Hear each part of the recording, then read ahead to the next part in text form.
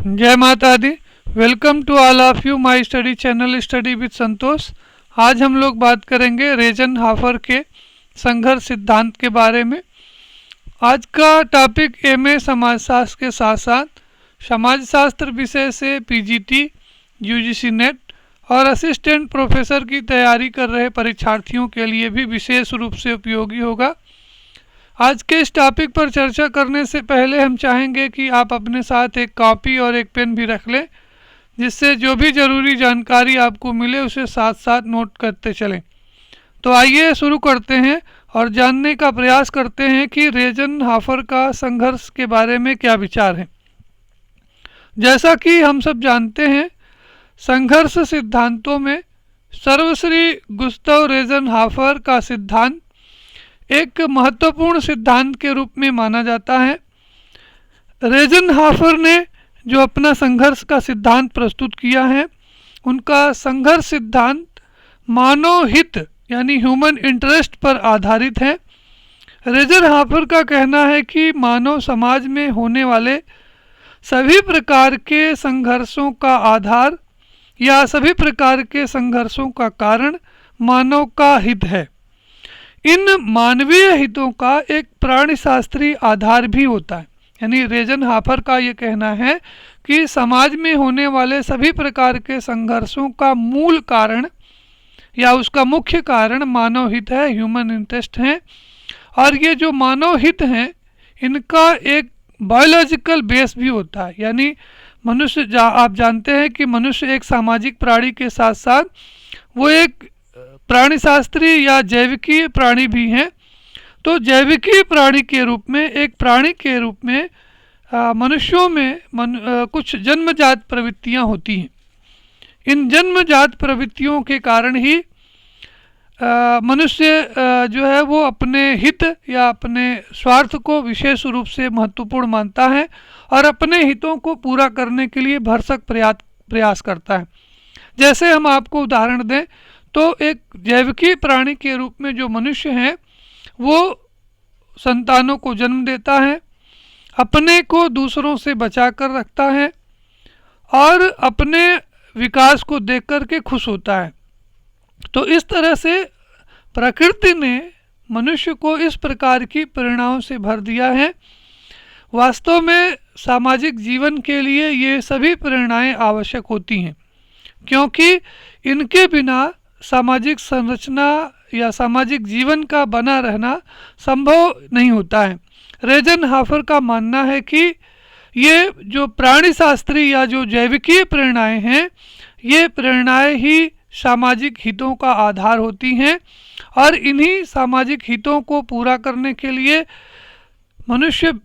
संघर्षों को जन्म देता है। अतः हम कह सकते हैं कि मानव हितों को प्राणीशास्त्रीय प्रेरणाओं का सामाजिक प्रतिरूप भी कहा जा सकता है। दूसरे शब्दों में अगर हम कहें तो एक सामाजिक प्राणी के रूप में जो मनुष्य है वो एक जैविकी प्राणी की कुछ जो मौलिक प्रेरणाएं हैं उनको अपने साथ रखता है और इस कारण से मनुष्य जो है के जीवन में संघर्ष एक महत्वपूर्ण भूमिका निभाता है। जैसा कि रेजनहाफर का जो स्टेटमेंट है कि सामाजिक संघर्ष मानव हितों की उपज होती हैं। हितों के टकराव के कारण ही लोग दूसरे के साथ संघर्ष करते हैं अथवा संघर्ष करने के लिए बाध्य होते हैं। तो इस तरह से रेजनहाफर ने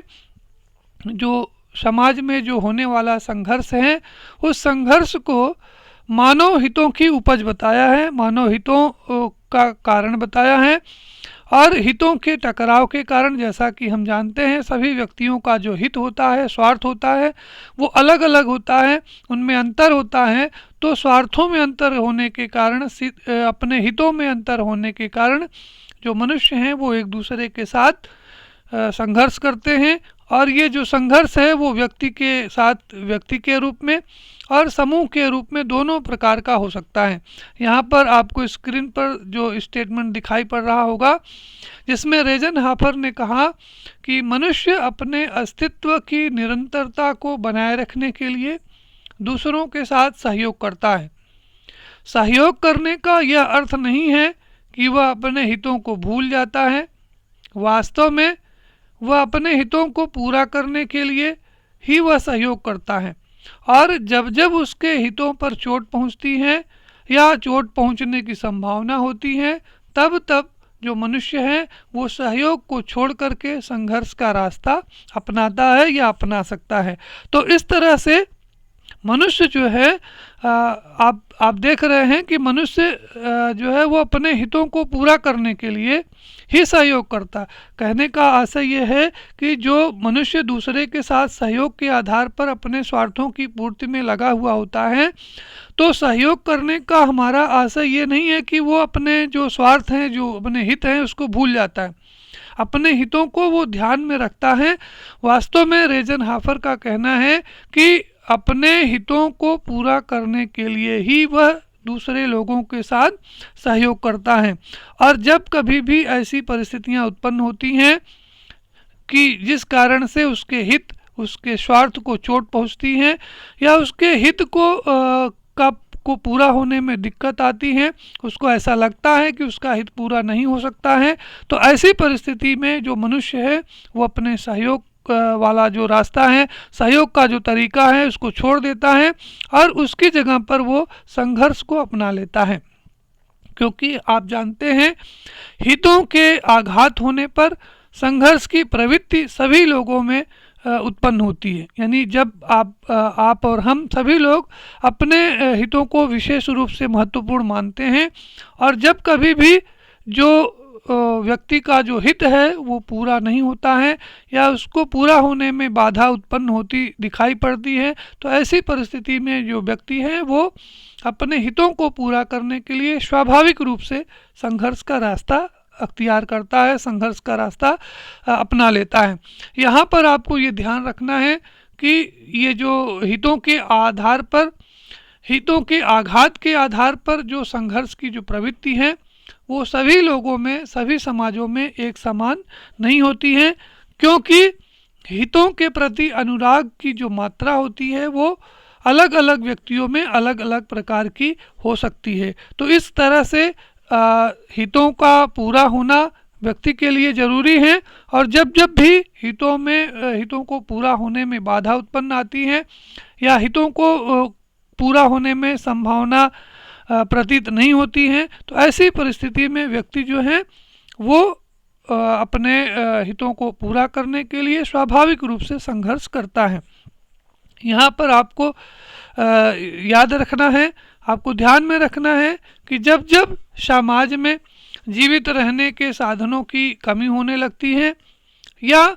प्राकृतिक अवस्थाओं का मनुष्य के ऊपर अत्यधिक दबाव पड़ने लगता है, तो ऐसी परिस्थिति में हितों में टकराव की स्थिति स्वतः ही उत्पन्न हो जाती है, और व्यक्ति में,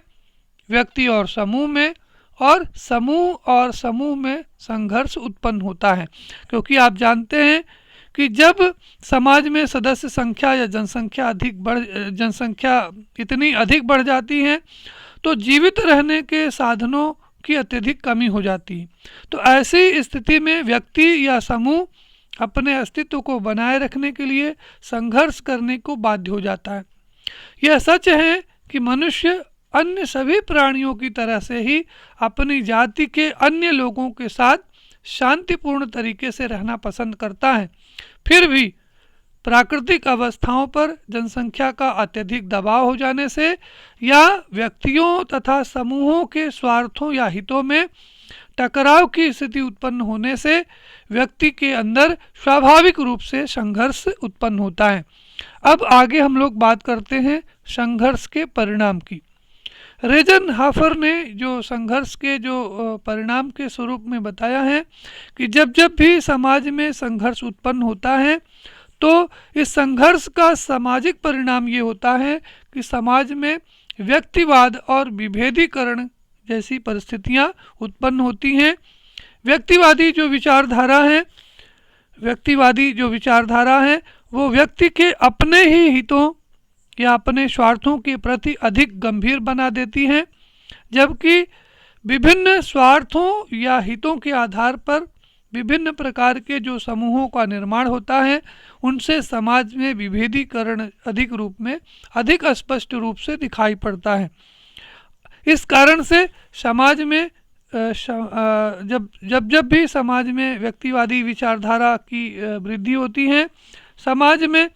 विभेदीकरण में वृद्धि होती है, तो ऐसी परिस्थिति में रेजनहाफर का कहना है कि ऐसी परिस्थिति में समाज में जो विसंगतिपूर्ण स्थिति उत्पन्न होती है, ऐसी परिस्थिति से निपटने के लिए, इसे समाप्त करने के लिए, इसे दूर करने के लिए समाजीकरण की अत्यधिक आवश्यकता महसूस की जाती है। अर्थात सामाजिक गुणों का व्यक्ति में विकास की आवश्यकता अधिक अनुभव की जाती है और बिखरे हुए समाज को एक मानवता की संरचना के अंतर्गत लाने के लिए समाजीकरण एक महत्वपूर्ण प्रक्रिया के रूप में काम करता है। तो इस तरह से रेजनहाफर का ये जो संघर्ष के बारे में जो संपूर्ण विचार है वो मूल रूप में मानव हितों पर आधारित है और उनका ये कहना है कि मानव हितों के ऊपर जब जब भी चोट आती है, जब जब भी आँच आती है, या मानवीय हितों के पूरा होने में जब जब किसी प्रकार की तो कोई दिक्कत आती है, तो मनुष्य जो है वो अपनी जैविकी प्रेरणाओं के कारण, प्राणीशास्त्रीय प्रेरणाओं के कारण अपने हितों को पूरा करने के लिए सहयोग का रास्ता छोड़ करके संघर्ष का रास्ता अपना लेता है और इस संघर्ष के परिणाम स्वरूप समाज में व्यक्तिवाद और विभेदीकरण जैसी प्रक्रियाओं का जन्म होता है, जिस कारण से समाज में एक तरह से बिखराव या विसंगतिपूर्ण स्थिति उत्पन्न होती है। और रेजनहाफर का कहना है कि इस विसंगतिपूर्ण स्थिति से निपटने के लिए समाज में एक सामाजिक संरचना या सामाजिक व्यवस्था को बनाए रखने के लिए, बिखरे हुए समाज को एकजुट करने के लिए, उसको व्यवस्थित करने के लिए समाजीकरण की आवश्यकता होती है और समाजीकरण के माध्यम से मानव के अंतर्गत सामाजिक गुणों का विकास किया जाता है, जिससे कि जो व्यक्तिवादी भावना है वो धीरे धीरे समाप्त होती है और सामूहिकता या सामाजिकता की भावना अधिक बलवती होती है, अधिक विकसित होती है। तो ऐसे में रेजनहाफर का ये कहना है कि सामाजिक संघर्ष जो है के अंतर्गत संगठन के तत्व भी छिपे रहते हैं, अथवा हम ये कह सकते हैं कि संघर्ष सामाजिक संरचना को संगठित अथवा दृढ़ीभूत करता है। यानी रेजनहाफर का ये मानना है कि संघर्ष जो है वो समाज में केवल व्यक्तिवाद और विभेदीकरण को ही उत्पन्न नहीं करता है,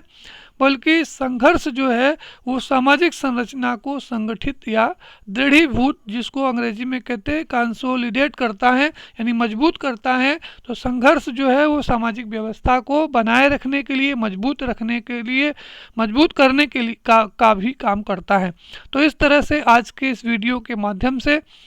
आशा है कि आप रेजनहाफर के संघर्ष संबंधी विचारों को समझ पाए होंगे। अंत में हम कहना चाहेंगे कि आप इस वीडियो को लाइक करें, अपने मित्रों के बीच में इसे ज़रूर शेयर करें और साथ में ही जो बेल वाला, जो घंटी वाला बटन है, इसे ज़रूर दबाएं, जिससे कि जो मेरे लेटेस्ट वीडियो हैं वो आप तक पहुंचते रहें।